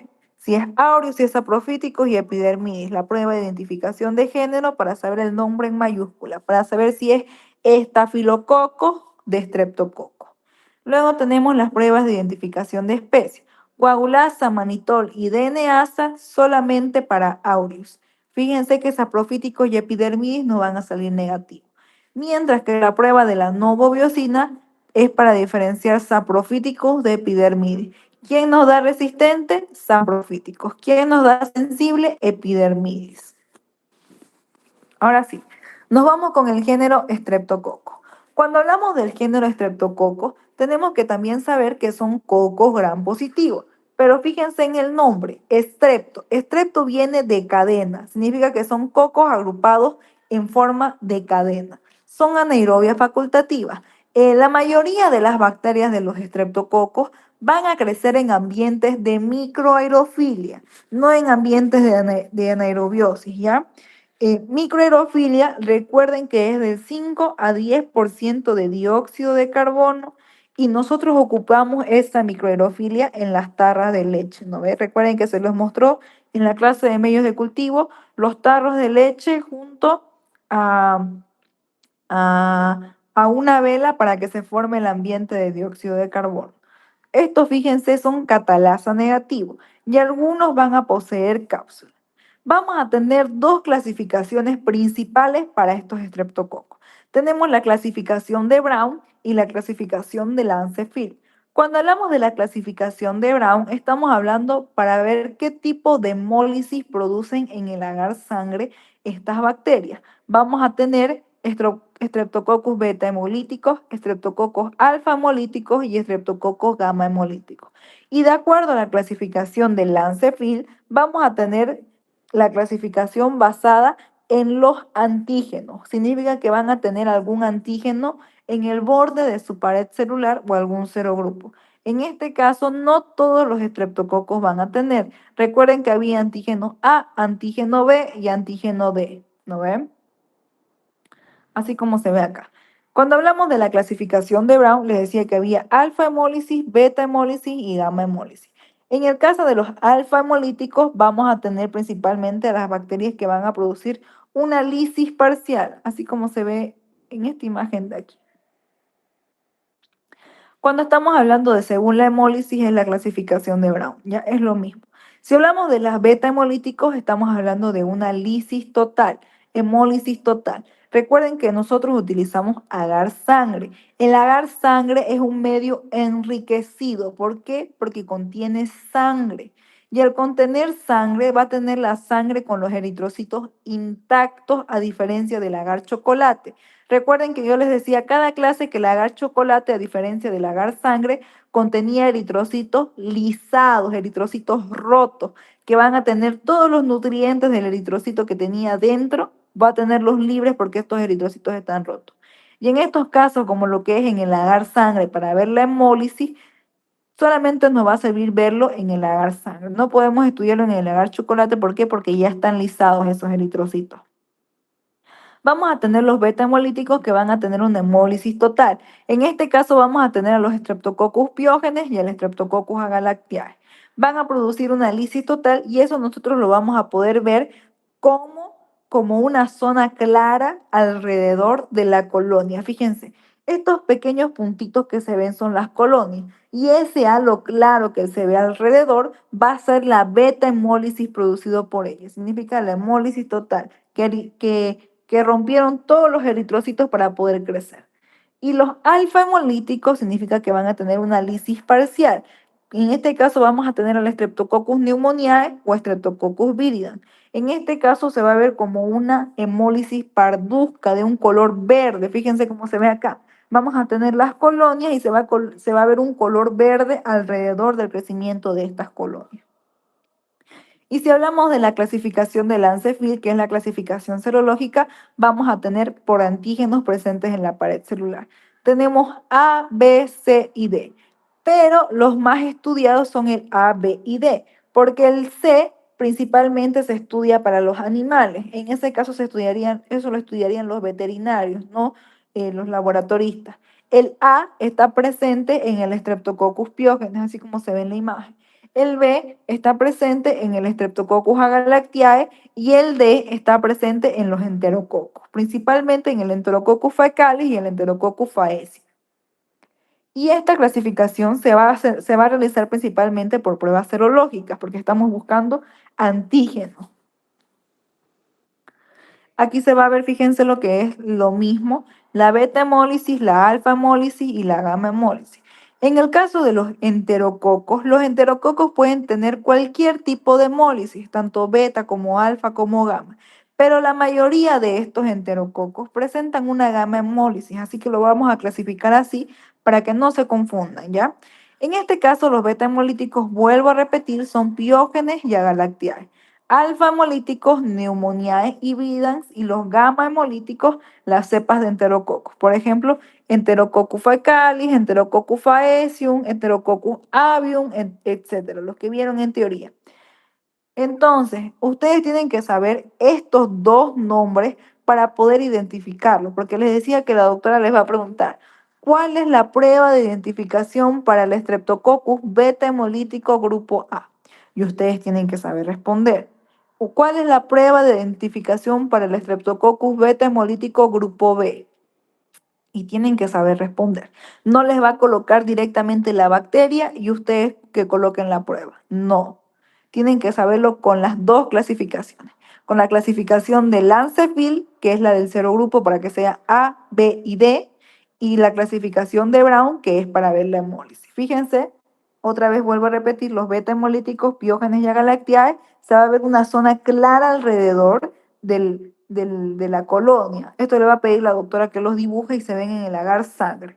El Streptococcus pneumoniae y el Streptococcus viridans, que van a ser alfa hemolíticos, se van a ver con una zona verde parduzca alrededor de la colonia. Mientras que los enterococos, que van a ser principalmente gamma hemolíticos, fíjense que simplemente va a crecer la colonia y no va a producir ningún tipo de hemólisis. Así como se ve acá, fíjense. Vamos a tener los beta hemolíticos, Piógenes y Agalactiae, y según la clasificación de Lancefield, que van a ser los grupos, vamos a tener A, B y D, como les decía. También tenemos la C, pero vuelvo a repetir, es para los animales. En el A va a ser principalmente las cepas de Streptococcus pyogenes, B, Streptococcus agalactiae y D, Enterococcus, ya sea Faecalis o Faecis. Entonces tienen que sabérselo con esta clasificación y con su nombre. La doctora les va a preguntar, vuelvo a repetir, ¿cuál es la prueba de identificación para el estreptococo beta hemolítico grupo A? Y ustedes ya tienen que saber que está hablando de quién, del Streptococcus pyogenes. Si les pregunta, ¿cuál es la prueba de identificación para el estreptococo beta hemolítico grupo B? Entonces ya tienen que saber que están hablando del Streptococcus agalactiae. Si les pregunta, ¿cuál es la prueba de identificación para el estreptococo gamma hemolítico grupo D? Ustedes tienen que saber que les está hablando del enterococcus. En este caso puede ser Faecalis o Faecis. Tienen que sabérselo con esos dos nombres. O también, por ejemplo, como cuál es la prueba de identificación para los estreptococos alfa hemolíticos, y tienen que saber que estamos hablando de viridans y pneumoniae. Eso quiero que les quede claro. Tienen que aprenderse sí o sí esta clasificación, porque la doctora no se los va a regalar con el nombre nomás. Nunca lo va a hacer así.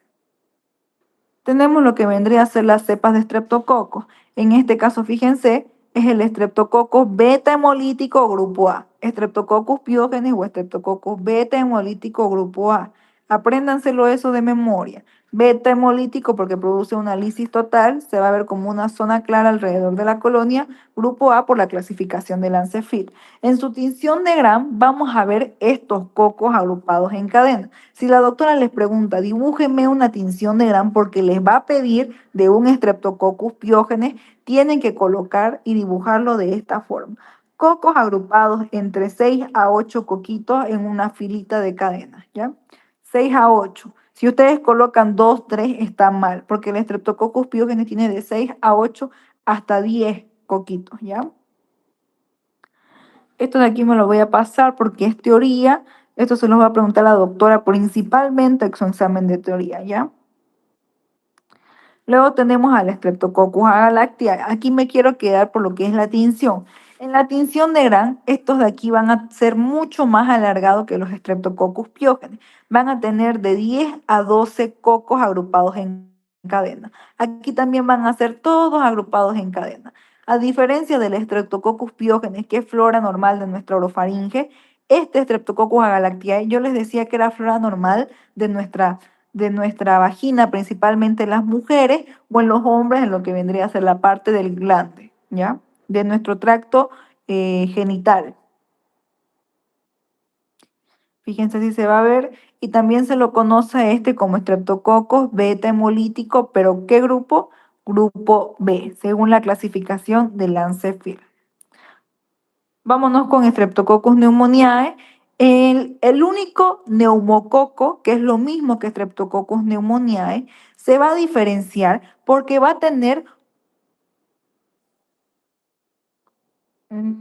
¿cómo se le dice? Bueno, va a tener lo que vendría a ser un factor de virulencia, esa es la palabra, a diferencia de sus otros compañeros, que es el Piógenes, Agalactiae, el Viridans, etc. Y este factor de virulencia importante es la cápsula de polisacáridos. Esta cápsula va a evitar que los macrófagos se los coman, porque esta cápsula va a evitar que se digiera porque es resistente a esa fagocitosis del macrófago. Y además de eso, otra característica de la tinción de Gram es que este neumococo o Streptococcus pneumoniae va a ser el único de los estreptococos que va a ser un diplococo. Significa que van a ser dos coquitos agrupados en pares.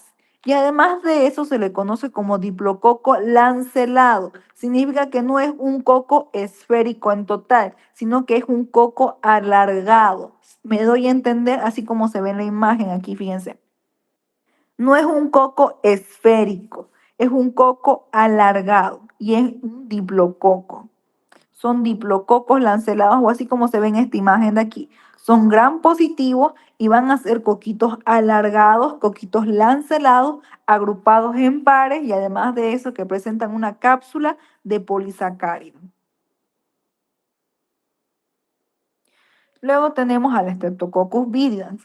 El Streptococcus viridans, fíjense en su tinción de Gram, este también va a tener otro factor de virulencia como lo que vendría a ser el Streptococcus pneumoniae, pero este va a tener lo que vendría a ser fimbrias o pilis. Estas fimbrias lo que le va a hacer es de que le va a dar mayor adherencia a lo que vendría a ser a la bacteria para que se adhiera fuertemente a una zona. Por eso les decía que estos Streptococcus viridans son los principalmente agentes causales de las caries dentales, que es el Streptococcus mutans. Este Streptococcus, como va a tener estas fimbrias, se va a adherir fuertemente a nuestro diente y por más de que nosotros nos cepillemos, tomemos agua y demás, por estas fimbrias va a hacer que se produzca esa caries dental. Entonces, estos Streptococcus viridans van a tener la misma morfología que los otros estreptococos. Van a ser cocos agrupados en cadenas largas, así como se ve, fíjense en la imagen.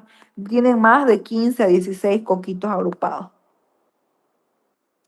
y vamos a tener diferentes cepas. Este Streptococcus viridans vamos a tenerlos en nuestra flora normal de nuestra boca principalmente, en la placa dental, en la lengua, en la saliva, en nuestro surco gingival, etc.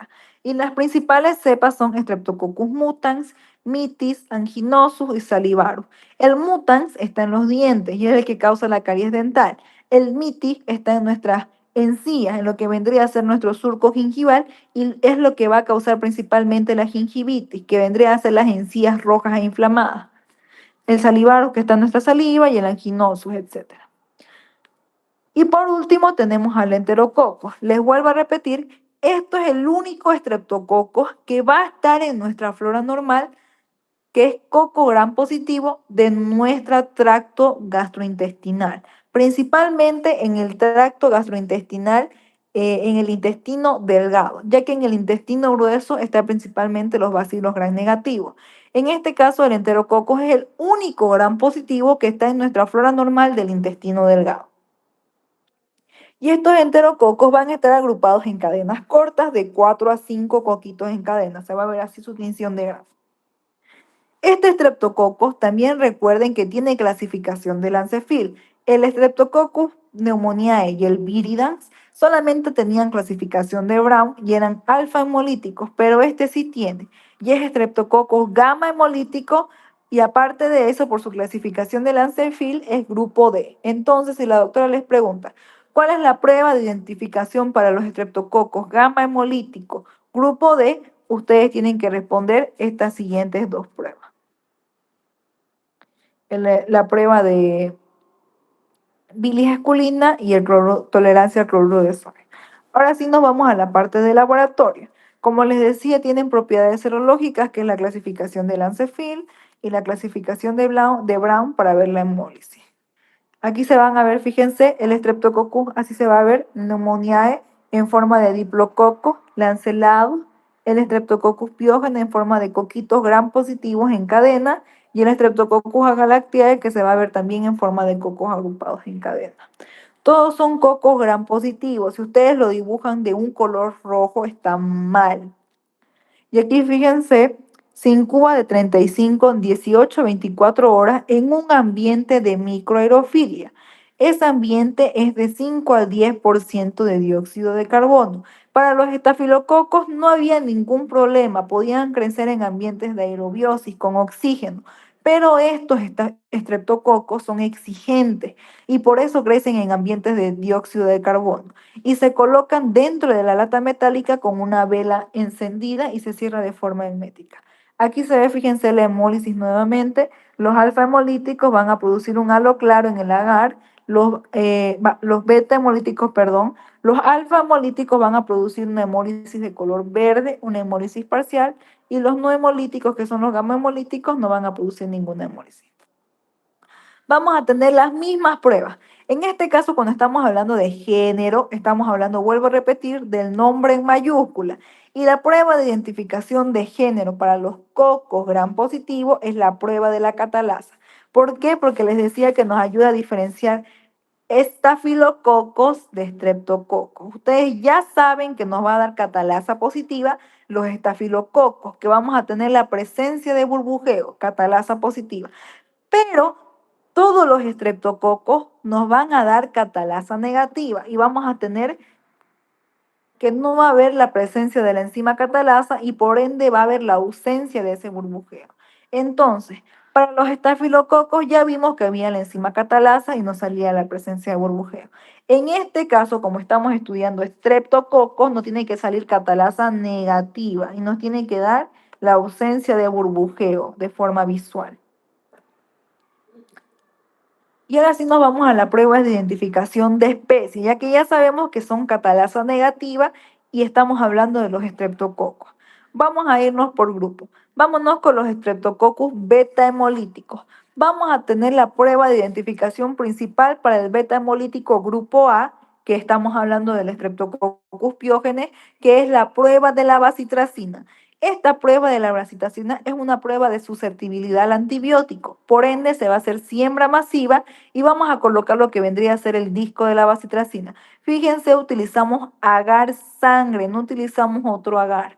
Utilizamos agar sangre. Y como buscamos al beta hemolítico grupo A, nos va a dar sensible a Streptococcus pyogenes. Fíjense que se va a formar un halo de inhibición alrededor del disco. A diferencia del Streptococcus agalactiae, que este nos va a dar resistente. Y va a haber otra prueba de identificación para confirmar a este Streptococcus agalactiae. Si la doctora les pregunta, ¿cuál es la prueba de identificación de especie para Streptococcus beta hemolítico grupo A? Ustedes tienen que decir la prueba de la bacitracina. Si les pregunta, ¿cuál es la prueba de identificación de especie para el Streptococcus beta hemolítico grupo B? Estamos hablando del Streptococcus agalactiae. Y hay otra prueba de identificación. Y esa prueba es la prueba de CAM. Nosotros vamos a buscar al factor de monofosfato de adenina cíclica, que es principalmente para ver a este Streptococcus agalactiae. Lo que nosotros tratamos de ver en esta prueba de CAM es ver principalmente una hiperhemólisis. Vamos a ver un fenómeno que se llama fenómeno en punta de flecha o sinergismo, ¿ya? Ese fenómeno en punta de flecha nos va a confirmar si el Streptococcus agalactiae está presente o no. Y eso lo vamos a conseguir de la siguiente forma. Vamos a ocupar dos cepas. En ese caso, ustedes utilizaron Staphylococcus aureus y lo cultivaron de forma vertical, como se ve en la imagen, ¿no ve? Cultivaron de esta forma, ¿por qué? Porque el Staphylococcus aureus es beta hemolítico, porque tiene una enzima que es la beta-lisina. Y también ocupamos la cepa que estábamos investigando, que es el Streptococcus agalactiae, ¿no ve? En este caso se coloca una línea horizontal, horizontal significa echado de la cepa que es Streptococcus agalactiae y se coloca cerca de la zona que ustedes cultivaron Staphylococcus aureus. No se coloca rozándola porque si no, no van a ver ese fenómeno de sinergismo o en punta de flecha, ¿ya? Y lo que nosotros vemos es que al día siguiente, después de incubar de 18 a 24 horas en el ambiente de microaerofilia de 5 al 10% de dióxido de carbono, si vemos la presencia de este sinergismo o fenómeno en punta de flecha por una hiperhemólisis que hay entre el aureus con el agalactiae, porque recuerden que ambos son beta-hemolíticos, eso hace que esa hemólisis se disemine a los alrededores, por eso es una hiperhemólisis o sinergismo, ¿ya? Sinergismo en fenómeno de punta de flecha. Si es prueba de CAM positiva, entonces vamos a decir que es Streptococcus agalactiae.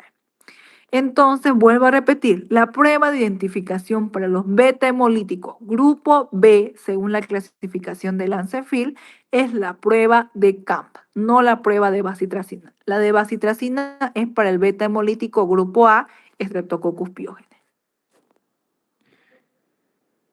Ya vimos las pruebas de identificación para los beta hemolíticos. Ahora nos falta para alfa y para los gamma hemolíticos. Cuando hablamos de los alfa hemolíticos tenemos principalmente al Pneumoniae y al Virigans, ¿no ven? En este caso utilizamos solamente una prueba de identificación de especie. Utilizamos la prueba de la optoquina. En este caso utilizamos lo que vendría a ser un disco de antibiótico de optoquina, que es una prueba de susceptibilidad antimicrobiana y por ende nosotros cultivamos de forma masiva en el agar y colocamos un disco de antibiótico. En este caso es el disco de optoquina. Si nosotros después de incubar 18 horas, 18 a 24 horas en el ambiente de microaerofilia, vamos a medir lo que son los halos. Si el halo de inhibición, que significa esta zona en la que no crece la bacteria, es mayor a 15 milímetros, decimos que es sensible y confirmamos la presencia de Streptococcus pneumoniae. Mientras que si nosotros vemos principalmente una resistencia, que es un halo menor a 15 milímetros, o que hay la ausencia del halo, vamos a confirmar la presencia de un Streptococcus viridans. En este caso, la única que es patógena en sí es el Streptococcus pneumoniae. Les decía por qué, porque tiene su cápsula de polisacárido y puede llegar a causar neumonía en los pacientes, ¿no ves? Les expliqué eso en la clase virtual que tuvimos. Entonces, la prueba de la optoquina es principalmente para investigar al Streptococcus pneumoniae. Si la doctora les pregunta a qué bacteria buscamos con la prueba de la optoquina, ustedes tienen que responder a la cepa alfa hemolítica Streptococcus pneumoniae, porque les decía que el Streptococcus viridans lo tenemos en nuestra boca, ¿no ve? Y la mayoría de esas veces solo causan gingivitis o caries. Entonces, eso no es de importancia clínica en el paciente, ¿no? En el estudio bacteriológico, tiene otro tratamiento, que eso lo realiza el dentista. Entonces, en este caso, la optoquina es principalmente para el alfa hemolítico Streptococcus pneumoniae, pero nos ayuda a diferenciar entre pneumoniae y viridans. Mientras tenemos por último para los gamma hemolíticos. Dentro de los gamma hemolíticos recuerden que tenemos a los enterococos. Tenemos dos cepas principales de importancia clínica. Tenemos al Enterococcus faecalis o Enterococcus faecium. En este caso estamos hablando del Streptococcus del grupo D gamma hemolítico. Si la doctora les pregunta, ¿cuáles son las pruebas de identificación para los estreptococos gamma hemolíticos grupo D? Ustedes tienen que saber que la doctora les está preguntando de los enterococos. Y en este caso tenemos dos pruebas de identificación de especie. Tenemos la prueba de bilis esculina y la prueba de tolerancia al cloruro de sodio. Esto se debe principalmente a que estos enterococos, como están principalmente en nuestro intestino delgado, pueden hidrolizar esta bilis. Por eso utilizamos el agar bilis esculina, que es en un tubito, ¿no? Ustedes lo conocieron. En este caso va a contener 40% de bilis que lo va a hidrolizar y aparte de eso va a contener esculina y lo va a degradar a esculetina para formar un complejo negro. Ustedes cultivaron, hicieron un pinchazo y una estría encima del tubito y si nosotros vemos la presencia de este complejo negro que se va a presenciar por medio del ennegrecimiento, vamos a decir que es un enterococo. En este caso sería un Enterococcus faecalis. Fíjense, vamos a tener la prueba de bilis esculina positivo y negativo. Si es positivo, vamos a tener que más de la mitad del tubo se va a ennegrecer, así como se ve en la imagen. Y si es negativo, va a permanecer de la forma inicial en la que nosotros vemos. Y por último tenemos la prueba de tolerancia al cloruro de sodio. Esto también se debe principalmente a que como están en el intestino, nuestro bolo alimenticio sale con una alta concentración de sal. Entonces, todos estos enterococos vamos a estudiar para ver si tienen tolerancia y pueden crecer a concentraciones altas de sal. Por eso es una concentración de 6,5%. Si pueden tolerar y crecer en estas altas concentraciones de sal, confirmamos la presencia de un enterococo. En este caso nosotros utilizamos un caldo. En los caldos nosotros lo que buscamos principalmente es la presencia de turbidez. Si nosotros vemos el medio de cultivo, que es el caldo, al momento de iniciar, va a tener un color límpido, claro, como se ve al lado izquierdo de la imagen. Pero si nosotros vemos la presencia de crecimiento, vamos a ver la presencia de turbidez, así como se ve en el lado derecho. En este caso se inoculan 2 colonias y se cultiva principalmente por pinchazo. Lo incuban en las mismas condiciones de microaerofilia y al día siguiente, si ustedes ven que el medio se enturbió, vamos a decir que son positivos a la prueba de tolerancia al cloruro de sodio. Si el medio de cultivo sigue igual que al inicio que ustedes cultivaron, que se va a ver límpido, claro, entonces significa que es negativa. Aquí tenemos el cuadro final para las diferentes pruebas. Fíjense. Para el beta hemolítico grupo A, la prueba de la bacitracina. Para el Streptococcus agalactiae, que es el beta hemolítico grupo B, aquí no está en este cuadro, pero es la prueba de CAMP, que tiene que salir positiva, que es el fenómeno de sinergismo en punta de flecha. Tenemos la prueba para los viridans y pneumoniae, que es la prueba de la optoquina para los alfa hemolíticos, y el que estamos estudiando es el Streptococcus pneumoniae, no el viridans. Recuerden que el viridans está en nuestra boca y causa gingivitis y caries dental que no son de importancia clínica en bacteriología, ¿ya? Y por último tenemos los enterococos. Los enterococos van a tener 2 pruebas principales, que son enterococos gamma hemolíticos grupo D, que estamos hablando de la bilis esculina y la prueba de tolerancia al cloruro de sodio. Ambos nos tienen que dar positivo. Positivo porque va a degradar la esculina a esculetina y positivo porque van a enturbiar el caldo de cloruro de sodio. Lo van a enturbiar simplemente. Se ve la presencia del enterococcus como enturbiado, así como se ve en esta imagen de acá. Tenemos 2 cepas enterococcus, recuerden, Enterococcus faecalis y Enterococcus faecium. En laboratorio nosotros trabajamos con el Enterococcus faecalis. ¿Tienen alguna duda? Sobre esto es su examen de laboratorio.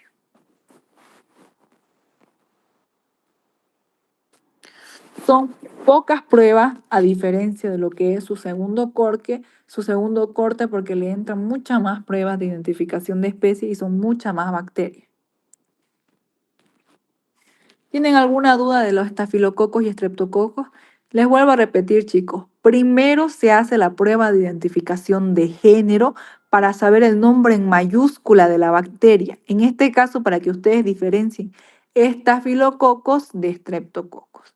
Y después se hacen las pruebas de identificación de especie para saber el apellido, si es en el caso de Staphylococcus, si es aureus, epidermidis y saprofítico. Y en el caso de lo que vendría a ser Streptococcus, para saber si es Streptococcus pyogenes, si es Streptococcus agalactiae, si es Streptococcus pneumoniae, viridans o si es un Enterococcus faecalis o faecium. ¿Tienen alguna duda de las pruebas de identificación? Este examen es el más sencillo, chicos. La verdad, aprovechen este examen. Son 20 puntos que están aprovechando y además de eso solo están estudiando 2 géneros. Van a ver que cuando entren en el segundo corte va a entrar géneros Salmonella, Escherichia, Neisseria, Pseudomonas aeruginosa, Cinetobacter, Mycobacterium. Son muchísimos géneros, muchísimas enfermedades. Así que estudien, aprovechen este examen, que el examen no es difícil. Voy a mandar el material de lo que tienen que estudiar también algún material extra que tengo para que ustedes puedan estudiar.